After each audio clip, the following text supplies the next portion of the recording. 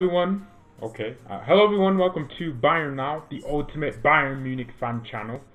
Are we live? Yes, we are. So, Leroy Sane, right? Welcome to the Leroy Sane fan channel, where we just talk about Leroy Sane. I mean, the majority of you here have probably watched one Leroy Sane video on this channel. In fact, the channel trailer for this, if you ever go on the main channel page, you'll see a Leroy Sane video. And then you scroll down, the most popular videos, I think the top 3, Sane. So you might as well just call me the biggest Sane D writer ever, because I love Leroy Sane. Everybody knows I love Leroy Sane. So apparently Bayern are into advanced negotiations, quote unquote, with Leroy Sane's representatives, his new agent, basically his mom and his parents muted. Are you kidding me? Oh, not this again. Not. Are you kidding me? Are you actually kidding?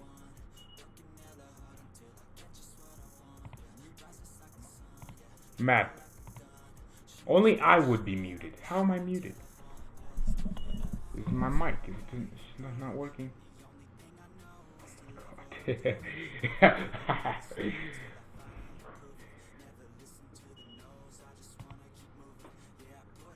Oh, okay. I'm not muted then. Okay, that's good. You can hear. All right. Okay, good. I don't know what I didn't click a single button. Okay, so somebody must have been deaf, or I don't know what that means. But apparently Bayern are in good negotiations with Leroy Sane's representative. So where does Sane fit into the team? I've been wanting to do this. Here's the Leroy Sane graphic. So he's 24. He turned 24 2 days after my birthday, which is crazy. It's crazy how people can have similar birthdays, although they're not related at all.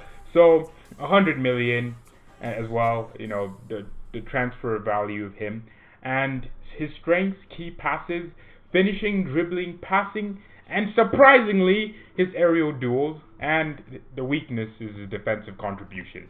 I get this stuff from Who Scored, but Leroy Sane is such a brilliant player. I think all of us love Leroy Sane because of his elegance.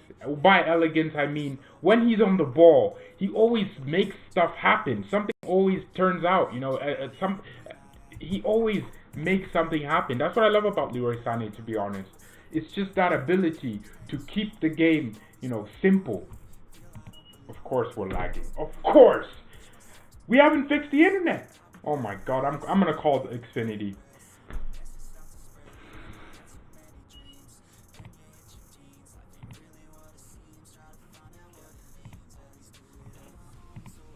I've restarted the internet. Oh, yeah, oh my god. I hate this internet. I'm paying Xfinity $70. We're paying Xfinity, not me. We're paying Xfinity $74.99 monthly. For what? And more lag than Bayern Munich's Champions League victories. More lag. We're lagging behind based on the amount of finals we've been in. We should have more Champions Leagues. But we're lagging now, which is brilliant.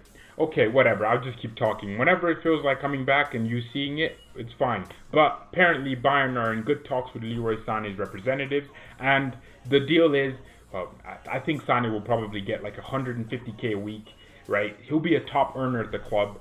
And think about it, when Leroy Sane comes in, he'll mess up a lot of our wage structure. That always happens when a new player comes into the side. He messes up the wage structure because other players are like, hey, he's getting paid this much money. I want just a little bit higher. And then you get this loop of players wanting more for more than they're worth. And then it just keeps on going. We will have this because that's what happens. Imagine you're at the same job as someone, and let's say Sane is not in form and you're in form, you start thinking, well, do they appreciate me because they're paying this guy more and I'm still here? Footballers are normal people with jobs as professional footballers. They'll want more money. So Sane would a little bit ruin our wage structure, especially if we go and offer a ludicrous price. I was hearing somewhere like 15 million a year, which I don't know how much that is per week. I'm actually going to look it up. 15 million divided by 52 weeks in a year, I think that's about 150k a week, if I'm not mistaken. But that's going to ruin our wage structure. So how does he fit into a Bayern team? Sane would fit in right into that left wing spot. since the video did go off, I don't know if this showed up, but Sane, 24 years old, market value 100 million, right? You don't need to even ask why he's worth that. He's worth each and every single one of those 100 millions. Strength, key passes, finishing, dribbling, passing, aerial duels, and defensive contribution is his only weakness. See, that's worth it for me because I've watched Leroy Sane. Oh, 280K a week. That's crazy. Wow. That's insane. He better be scoring 3 goals per game then. And he better be winning us Champions Leagues after Champions Leagues. Because that's the only reason you justify buying a player with 100 million and also giving them those wages. So, where would Sane play? Left wing, right? We don't have a left winger. Gnabry is going to go back to the right-hand side. Or what I think would probably happen, and I think this is probably more likely, they'll inter-switch, right? Because Sane can play on the left, right? He can probably play up top, Gnabry as well, right? So we'll have such an inter-switchable thing. Lewandowski also likes to sometimes drag himself out wide.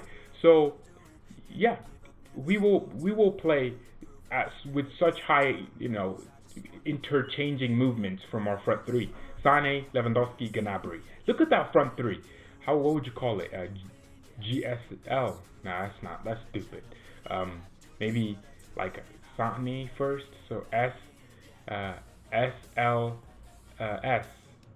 Sane. No, SLG. No, I don't know. SLG. I don't know. Sane, Lewandowski, Gnabry. That's our front three, man. That's insane. Not only that, Sane would push Coman to be better. Right, Kingsley Coman would probably have someone to model his game after because he's crap himself. So Sane would go, oh, here's how I would play this situation. Well, in the games, he'd be doing that. And then Kingsley Coman would be learning from it. And we're lagging again. We're good now. Okay, so we would have such a good relationship. Players would be learning from each other. And I think we've not had that for a long time. Ian Robben and Frank Ribery pushed each other to their limits, but not by competing, of course. But will he return back to old form? ACL is a career-ending injury. No, it's really not anymore. I mean, Niklas Süle had that injury, the same injury that he has now, I think in 2015 or 16, and he returned back, played better, And the thing is, technologies and medical technology in particular is advanced as hell now. ACLs that you recover in some people it used to be like the whole season. Now Sane is gone for half the season. That was it. That's what the injury had him out for. And also, it's not like he's gonna come back and it's guaranteed. Oh, I get what you're saying, that he could be crap, which is true. But the thing is, that's not that complicated. You don't lose your ability on the ball. You don't lose your football IQ. You just lose that ability. You just always have that thought in your back of your head that you could get the same injury, right? That's the only thing that happens to you, right? You don't lose your finishing. You don't lose your technique. That always is with you. I'll just use myself as an example. When I was in 7th grade, right? I think I fell out of love with football. So I was always like one of the best players, street, middle school football. I was always the best player, right? Oh, I mean, one of the best players. I had the best. I skinned so many kids. I'd nutmeg you, and then I just had a lot of good ability. I was really good. I'm not even bragging. I was. I wouldn't say that if I wasn't, and I wouldn't wear the shirt if I wasn't good, right? But 7th grade, I kind of fell in love out of the love of like the football playing. I fell in love out of it. So a whole year, I didn't play. I didn't kick a ball. I just didn't care anymore. I went to school. I didn't wear any clothes that I wanted to get dirty in. I always wear, nice khaki pants with nice shoes. I didn't care to want to play football at lunch, right? I didn't want to do that anymore. Even though we had like a 45-minute recess outside, it was actually sometimes an hour too, depending on how it was. I didn't care anymore. I just wanted to go on to the next class and just skip lunch, and I'd sometimes just sit in the cafe. I did that. I missed football for a whole year. I didn't care. And then guess what? A year, 8th grade, I went back, and I didn't lose any of my ability. Obviously, I wasn't as like sharp as I was with my touch and everything, but that just comes with you as you keep playing. Like, it's the same thing. Uh, Similar to that, right? After 8th grade, I didn't play football. I didn't really go outside to play for the whole of 9th grade. And then 10th grade, and then I played for the school. That was my first time ever playing in 11v11. And I was, oh, we're lagging again. Why are we lagging? What's the point of that?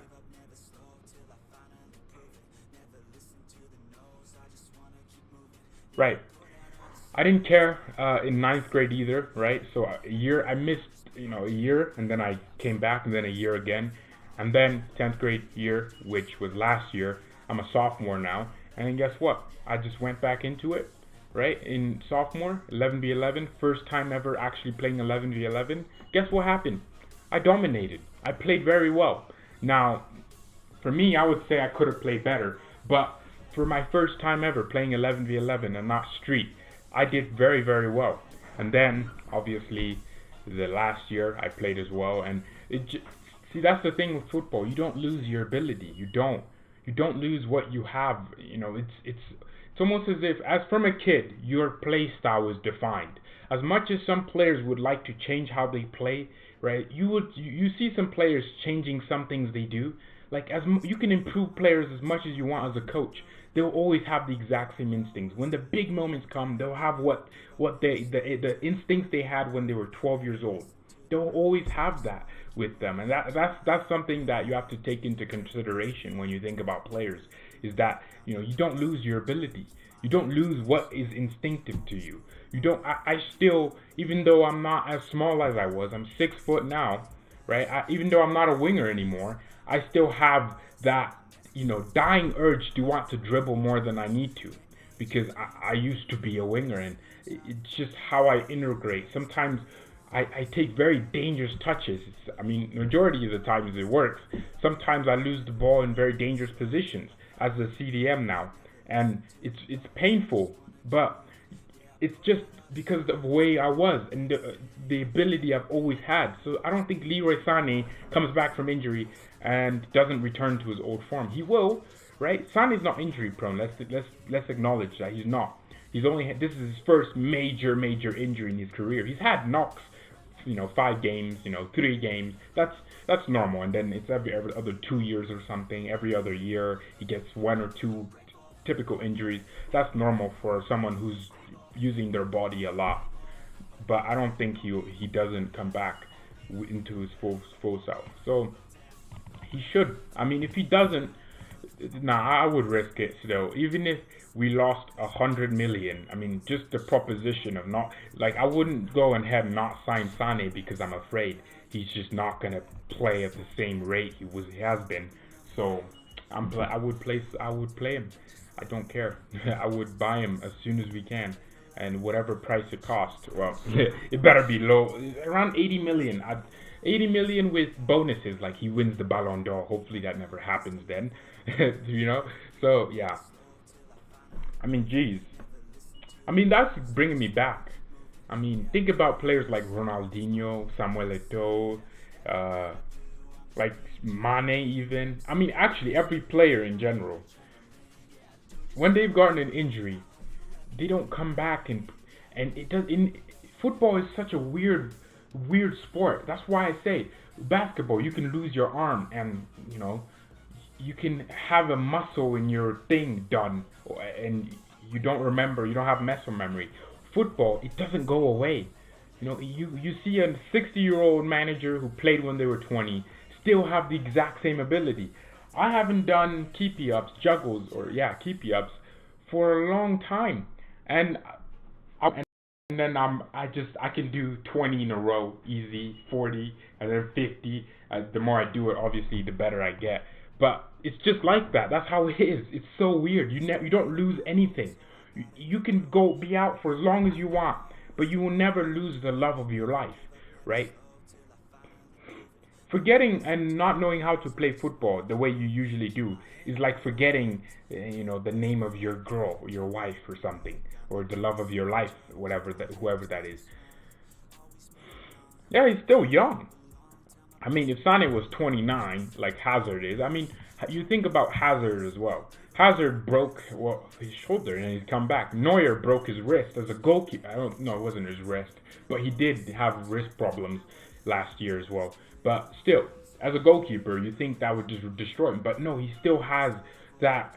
He still has what he had. Alisson from Liverpool, he got a few injuries this season, and he's injured again, or not fit as they call it these days, which is basically just saying he's injured. And he's not going to lose his goalkeeping skills. You don't become crap.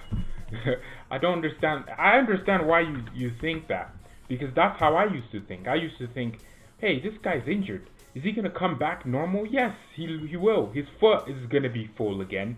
He's going to have the same football IQ he had. He's going to make the same decisions in game. The best thing about football is that it's just so good. It's so clean.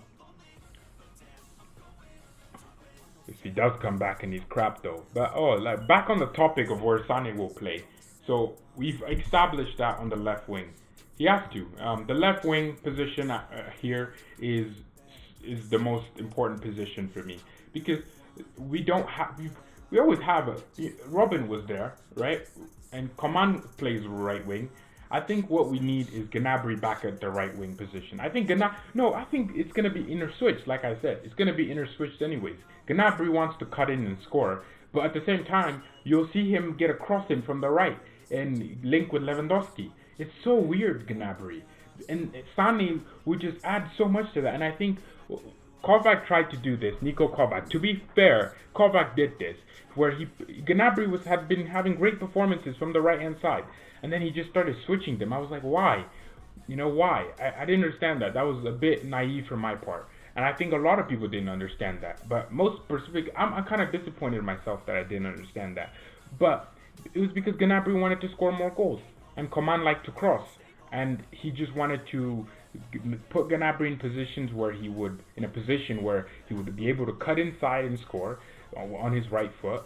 And then he put Coman on the right so he could take people on their left back and cross the ball into the box. Right? He did that. I didn't understand it, but now I see why. Right? Sane would do the same thing. Sane would play on the right, on the left. They would be popping all over the pitch. That's what I want from my wingers now.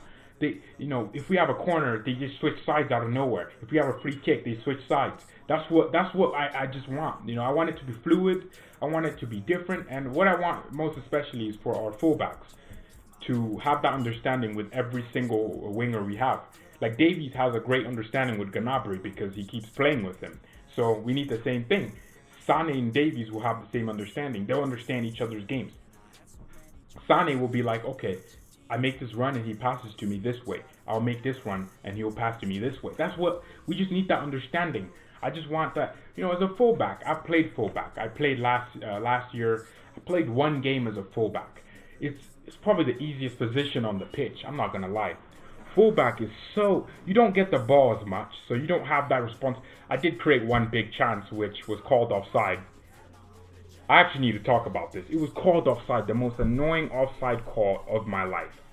Basically, right, I had dribbled, I took the ball, right, I stepped forward, bang, gathered the ball, played it in behind for a winger. I knew he was onside. It was so onside. It was such a sexy pass, a Thiago type pass, right, in behind. And guess what happened? The referee, blind, probably 70 years old, thought it was offside. That's the stuff.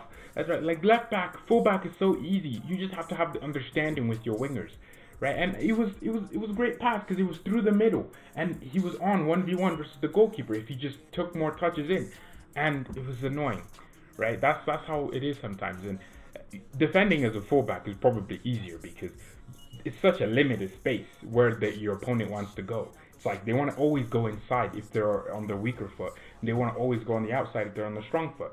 So, to be fair, we haven't lagged as much as we did yesterday. We have not. But thank you everyone so much for watching. Mia san mia and peace.